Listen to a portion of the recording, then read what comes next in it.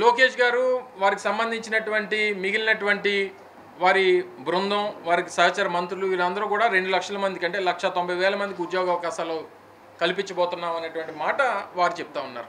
నాకు తెలిసి గూగుల్‌కి ప్రపంచవ్యాప్తంగా ఉన్నటువంటి వారి డెవలప్మెంట్ సెంటర్స్‌లో కానీ, లేదా రీసెర్చ్ సెంటర్స్‌లో కానీ, లేదా డేటా సెంటర్స్‌లో కానీ వారికి పూర్తిగా ఉన్నటువంటి గూగుల్ ఎంప్లాయీసే 1,82,000 నుంచి 1,87,000 మంది ప్రపంచవ్యాప్తంగా ఉన్నటువంటి వారు.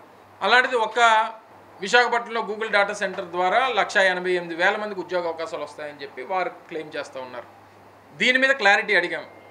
వారేమో 200 అంటున్నారు, మీరు 1,80,000 అంటున్నారంటే దానికి ఏం సమాధానం ఇస్తాడు? ఈ ఐటీ గతంలో పనిచేసినటువంటి ఐటీ మంత్రికి మీద విపరీతమైన ట్రోల్స్ చేశారు, ట్రోలింగ్ గురైనటువంటి మంత్రి. ఇదా సమాధానం?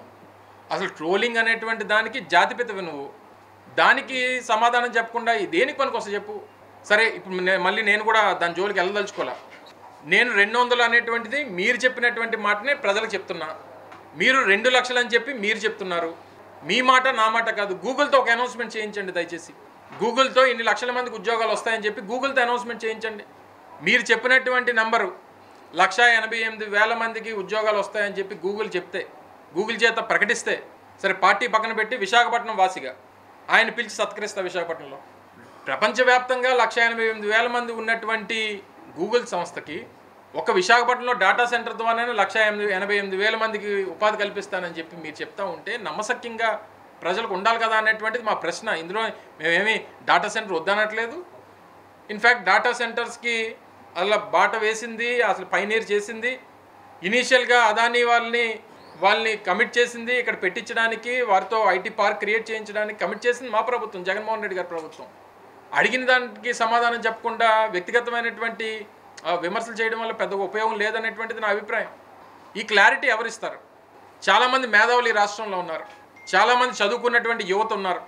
ప్రపంచవ్యాప్తంగా అనేక డేటా సెంటర్స్ అనేక రాష్ట్రాల్లో అనేక దేశాల్లో ఉన్నాయి. ఏదైతే గూగుల్ సంస్థే డేటా సెంటర్స్ని ఏర్పాటు చేస్తున్నటువంటి క్రమంలో అదే గూగుల్ని అడగండి. గూగుల్ దీంట్లోని మీరు సెర్చ్ చేయండి. 1 gigawatt data centre, AI based data centre, 1 gigawatt data సెంటర్కి ఎంతమందికి ఉపాధి కల్పిస్తుందని ఆ గూగుల్ని అడగండి, లేదా చాట్ జీపీటీని అడగండి. ఎల్పాసో అనేటువంటి ఒక ప్రాంతం అమెరికాకి సదర్న్ టిప్లో, మెక్సికోకి అమెరికాకి బోర్డర్లో ఎల్పాసో అనేటువంటి ఒక సిటీలో మెటా వాళ్ళు 1 గిగావాట్ డేటా సెంటర్ని ఏర్పాటు చేస్తూ ఉన్నారు. కన్స్ట్రక్షన్ స్టార్ట్ అయింది. 2028 సంవత్సరం కల్లా అది ప్రారంభం కాబోతూ ఉంది. వారి ఎస్టిమేటెడ్ ఎంప్లాయీస్ ఎంతో తెలుసా మీకు? ఆ డేటా సెంటర్లో పనిచేసేటువంటి దానికి డైరెక్ట్ ఎంప్లాయ్మెంట్ ఎస్టిమేషన్ ఎంతనంటే 100 నుంచి 150 మంది. ఇది నేను చెప్పినటువంటి నెంబర్స్ కాదు, ఆ సంస్థ చెప్పినటువంటివి. మీరు చెప్తున్నటువంటి ఏదైతే ఈ గూగుల్ సంస్థ, ఆ గూగుల్ సెర్చ్ ఇంజిన్లో మీరు వెళ్ళి అడిగితే చెప్పేటువంటి సమాధానం ఇది.